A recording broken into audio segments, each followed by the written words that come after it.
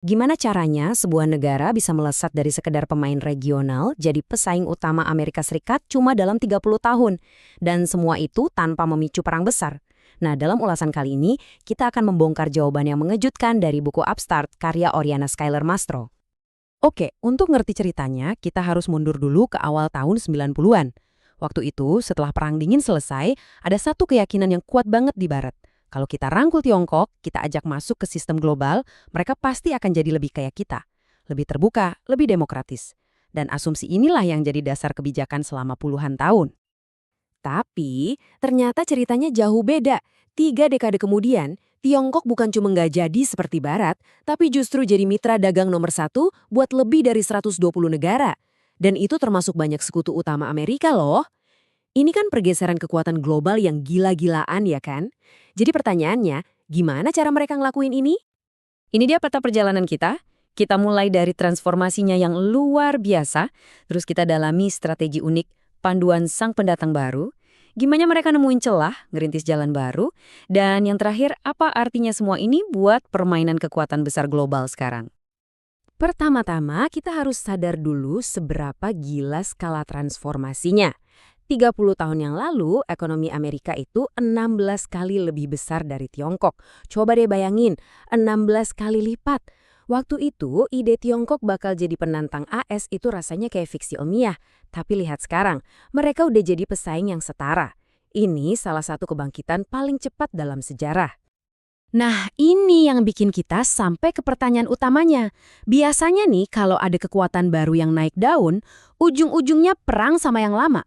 Itu udah kayak pola dalam sejarah. Tapi entah gimana, Tiongkok berhasil lolos dari pola itu. Gimana caranya mereka bisa numpuk kekuatan sebesar ini diam-diam di bawah radar? Nah, disinilah buku Upstart ngasih jawaban yang menarik banget. Ternyata Tiongkok itu nggak main pakai aturan lama. Mereka nggak nantang Amerika secara langsung di area terkuatnya. Justru sebaliknya, mereka bertingkah kayak startup yang pinter banget, nantang raksasa industri dengan cara yang sama sekali nggak kepikiran. Jadi, apa sih sebenarnya strategi Upstart ini? Gampangnya, ini pendekatan 3 lapis. Pertama, contek apa yang bagus dan udah terbukti berhasil. Kedua, cari celah kompetisi di tempat lawan nggak ada. Dan yang paling krusial, bikin permainan baru di mana mereka yang nentuin aturannya dan mereka bisa menang. Coba kita sederhanain lagi. Ingat 3 kata ini. Tiru, eksploitasi, dan ciptakan. Inilah 3 pilar yang bikin Tiongkok bisa tumbuh besar tanpa bikin Amerika Serikat panik duluan. Mereka nggak berusaha jadi Amerika kedua, mereka berusaha jadi sesuatu yang sama sekali baru. Oke, kita bahas 2 pilar pertama dulu ya, meniru dan mengeksploitasi. Di bagian ini, kita lihat gimana Tiongkok main di dalam sistem yang dipimpin AS, tapi pinter-pinter memanfaatkannya buat keuntungan mereka sendiri. Ini contoh yang pas banget soal eksploitasi di bidang diplomasi.